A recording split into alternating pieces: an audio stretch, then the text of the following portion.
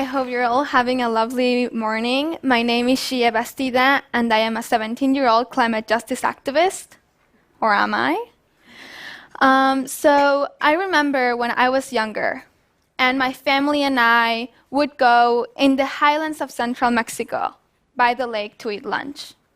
My mom would take out the food that we brought, and I would particularly remember her taking out tortillas. Who's heard of tortillas here?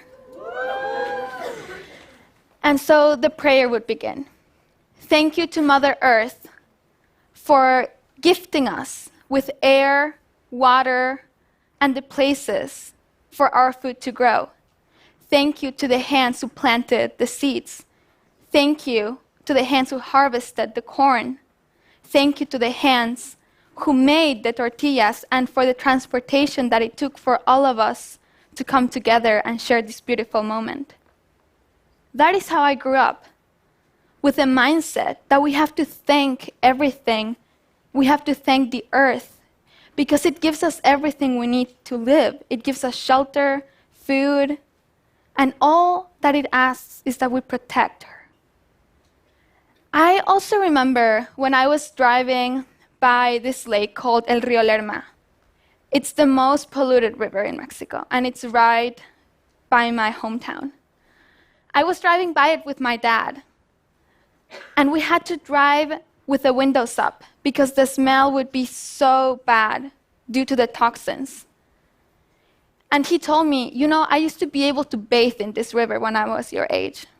The river went from being a source of life, beauty, and culture to being one of the most neglected places in our community. How does that happen? Why is our planet being so disrespected every single day? I couldn't understand why we were tipping the balance of what Earth is supposed to be to us, which is a reciprocal relationship. Then, when I moved to New York City, I saw what Hurricane Sandy had done to Long Island. Who was here during Hurricane Sandy? It wiped out homes, it wiped out businesses. And that is the moment where I realized that the climate crisis is happening all over the world. There's fires happening, flooding is happening. The Arctic is melting, our ocean is being acidified. When it hits your home, when it hits your people, that's when it hurts the most. But we don't want people to experience the climate crisis to realize that we are in a crisis. Which is why I started speaking up about Indigenous cosmology.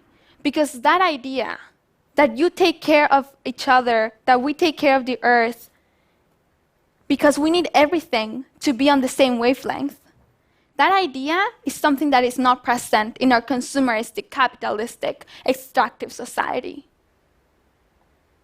And I truly do believe that climate activism is not a hobby.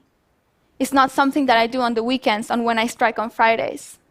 Climate activism is a way of life.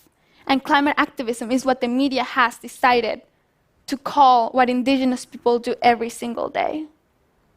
And so you might ask, how does this look in businesses? How does this look in politics? How does this look in schools? There are over 16,000 Indigenous-led businesses in Australia. And when you have Indigenous people conducting businesses, you are sure that they are going to respect the land. You are sure that their products are going to have a mindful source and a mindful end. And we need to implement that into all the businesses of the world if we stand a chance. When people like this go into office, you are sure that they're going to tackle not only climate justice, but social justice. Imagine if in school you had been taught to take care of Earth. How would your life be different? If your teachers had taught you that we are not here to live from Earth, but live with Earth. Why are we trying to go to space when we don't even have a harmonious relationship in this planet? Let me give you another example. We started calling climate change the climate crisis. One word, from change to crisis, completely shifted the way in which we think about what's going on. Imagine if that was our mentality, if our mentality shifted.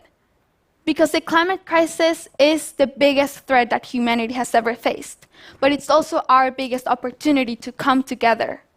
It's our biggest opportunity to take your passion and exercise it through a climate justice lens in order to see the world that we want to see. And I just want to point out why youth are so important. I think that we bring a different conversation to the table, not only because we bring the element of urgency, but we can also go into spaces and complain about how things are being done. Why does your organization have no youth advisory board? Why does your organization is not respecting our future? And when we go into these spaces, we can bring Indigenous philosophy into it and say, climate activism didn't start with us. Climate activism didn't start 50 years ago when the Earth Day movement started. Climate activism has always been here because Indigenous people have been protecting the Earth for thousands of years. And we can say these things. And we can shift the culture. Because only through deepening our understanding will our consciousness rise so that we can finally live in balance with the Earth, in harmony with the Earth, because it deserves nothing less from us. Thank you so much.